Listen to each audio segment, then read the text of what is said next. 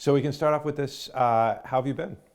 I've been just great, thank you very much. I'm enjoying retirement. I'm a busy guy, but on the other hand, I get a chance to do a little more music. I dabble in some things that I'm interested in, and if I don't like what I'm doing, it's my own fault. People are going to notice what's behind you. Gee, I wonder why. As many people know, I'm a collector of antique banjos. Primarily, I also have some guitars and mandolins. But primarily, I'm an antique banjo collector. I've been doing this for, I don't know, 40 years, something like that. So if you do it for long enough, your collection gets pretty big. I have the most understanding wife in the world. I can imagine. How was the move taking this stuff from the RIT mansion to your house here? Well, actually, that's a good question because there was a lot more wall space in at Liberty Hill than there is here. And so when we decided to move here, I asked Rebecca, where I could put banjos, and she said, well, you can put them in your own office.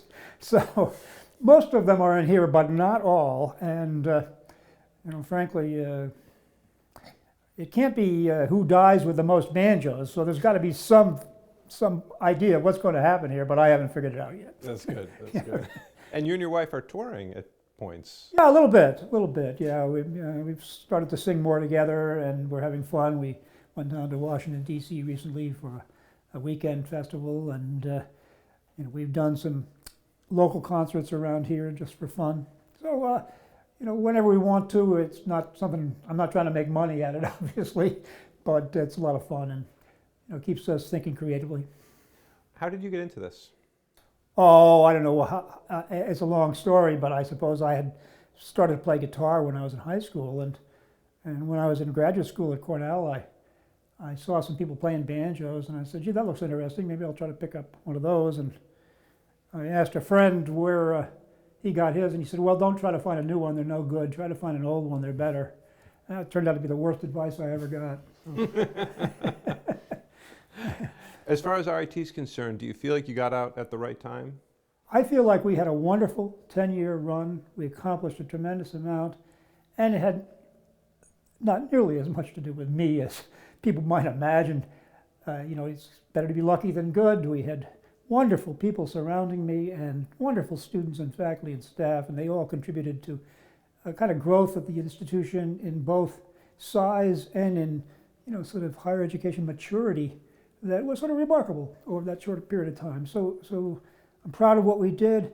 I always planned to serve for just 10 years, and had always said that, and glad I got out when I did, and I'm very pleased to have Dave and Nancy Munson there to take my place.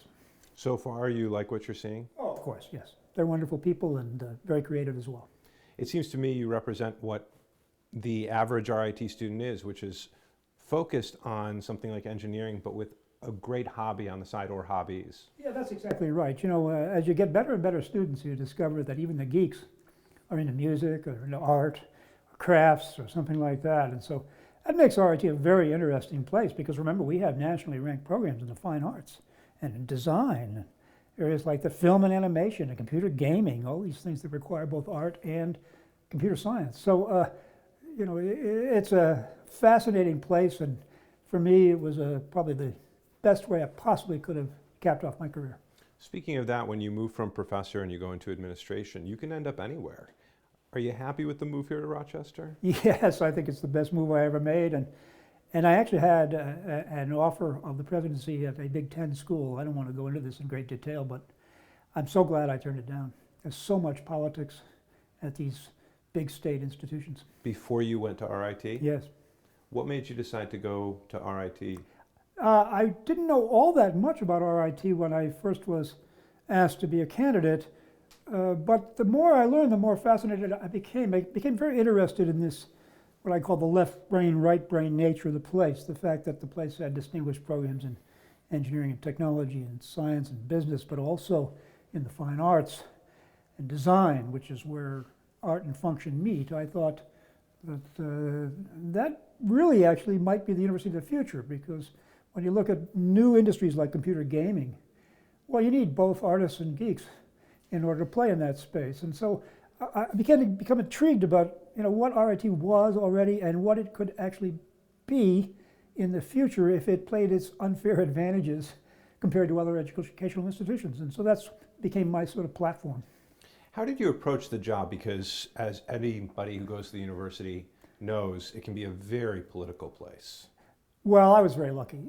First of all, my relationship with the faculty remained very, very solid throughout my entire tenure. They were very supportive.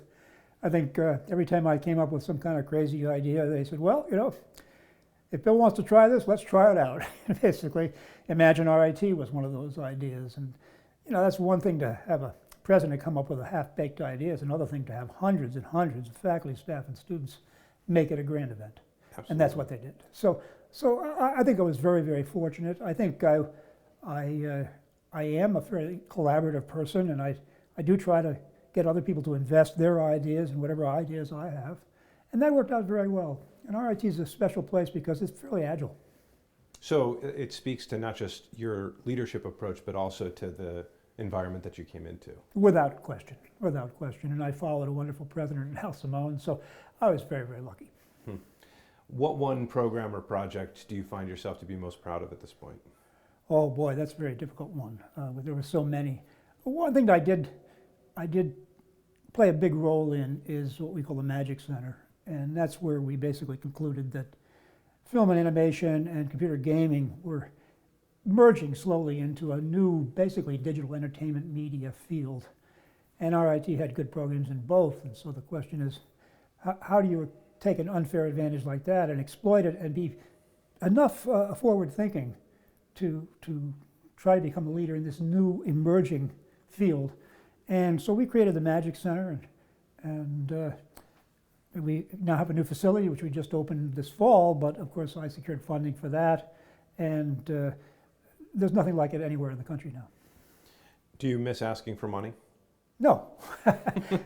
What's really funny is my wife laughs at me because if my car's in the shop, I won't call a friend and try to get a ride to work, but I'll ask somebody for millions of dollars. That's because it's not for me. Right. And it's especially easy for me to ask for money for scholarships for students. And as you know, one of our big interests was actually in trying to make it easier for Rochester area city kids to go to RIT. And as a result of our own scholarship program that we started with contributions from many other people, we've sent a couple hundred kids through RIT now at zero tuition. It's wonderful. Yeah. It's wonderful. It seems to me like you had laid the seeds for Austin McCords' big donation. Yeah, I got to know Austin when the company was relatively small, and I tried to convince him to promise to give us 10% of whatever he cashed out at, okay? Which I had no idea what that was going to be. But I had this idea, and I got several of our young alums with businesses to sign a sheet saying they would donate 10% of whatever they cashed out. So I was on a little campaign to do this.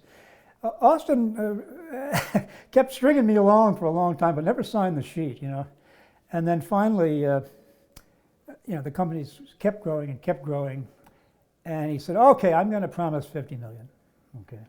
So I said, well, I'll have to settle for that. So he's a wonderful, wonderful, no longer terribly young man. He's in his 30s now, but I don't know if you could find a better example of the kind of student you'd like to brag about if you're a college president, because he gave 20% of the company to his employees when he didn't have to.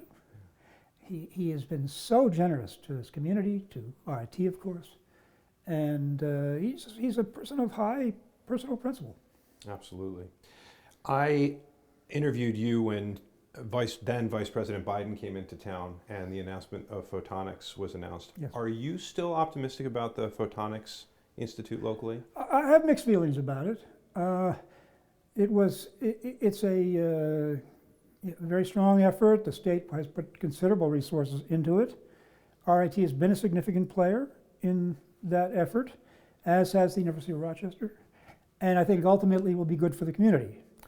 Whether we can reach the level of activity in our community that was implied by the statements that were made at the time it was announced, I'm not sure.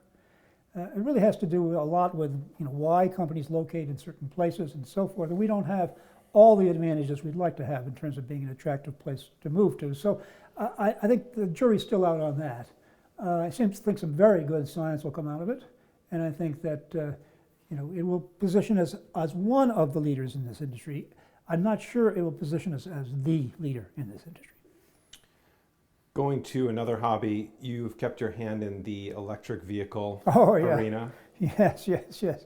It's kind of funny because I was a real skeptic when I first started thinking about electric vehicles. I thought it's kind of a fraud. You know, you basically you generate electricity by burning some fuel, and then you use the electricity to drive a vehicle. That's another stage of inefficiency, you know. And then I built an electric bicycle for myself just to sort of get familiar with the technology, and I discovered that it got the equivalent of 2,000 miles per gallon. And that was after all the losses and everything else. So I said, wow, there's something about this I don't understand. And it turns out that the basic drivetrain is close to 90% efficient, whereas in a regular car it's like 15% efficient. So you have this enormous advantage in terms of how much of the energy in whatever source you're using, gasoline or a battery, gets to the wheels. And you know, since that I discovered that, I got more and more interested in it. I have an electric car, and after I built my own electric bike, my wife said that if I ever wanted to ride it, I had to build her one. So now she has one too. So we go tooling around in all these electric vehicles. I love it. Yeah. I love it. So people might be able to see out at the Brighton public market. And Absolutely. yeah, all over town. that to me, what you were just saying, that seems like a very scientific thing to do, which is to hold a particular belief, look into it, and quickly admit or acknowledge that you had the wrong. Yes, I mean that's the whole idea, isn't it? You know, basically we're supposed to check our assumptions at the door, you know, and then go find out a little bit more about it, learn a little bit more about it, and then you can draw some conclusions that are a little better founded. Yeah. So. And then going back to the music, you are involved with the music community now. What are you doing? Well, I'm a very active member in the sort of folk music community here in town, and I actually book and sort of to some extent lead an effort at the Downstairs Cabaret Theater called Rochester Focus, where twice a month we bring in performers from around the country, and we allow local performers to play as well, and you know, draw modest crowds for the kind of music that I love. So it's a fun thing to do. I will say that as I get older, I'm better and better at losing money, and this is another way I can lose money. But on the other hand, I love the music and I love the people, so we're enjoying that. And you can't take it with you. So. No, exactly, that's right. Yeah. I'll end with perhaps some advice for me. Leading a busy life as you did, how do you find the time to explore your hobby to the full extent that you want to, or as much as you can? Well, I think it's important for you to realize that actually I'm doing a lot of other things. You know, I'm on the board of directors of a local company. We're trying to put out our first 2 products, a company called Courageous. I'm co-chairing one of the Rochester Monroe Anti-Poverty Initiative committees, the policy committee. I'm a trustee of my own alma mater, the Stevens Institute of Technology in New Jersey. I'm about to go on the board of the Children's Agenda, so I have lots of things to do. But as I said before, I get to choose these now. This is my choice on how I spend my time. And if I want to spend, you know, allocate some time to sit down with a guitar, banjo, mandolin, so be it. That's what I'll do. I guess when you were in the thick of it, though, how did you find the time to do it? Oh, that was very hard. Because then I had people basically telling me what to do every day. You have these people who manage your calendar. They really frowned on me putting anything on my calendar. And by the way, I had a wonderful staff, and they were very good about all this. But you would come in the office, and there'd be a lot of things laid out for you already. So it was much harder to do while I was actively involved. Anything else you'd like to add that I might have missed?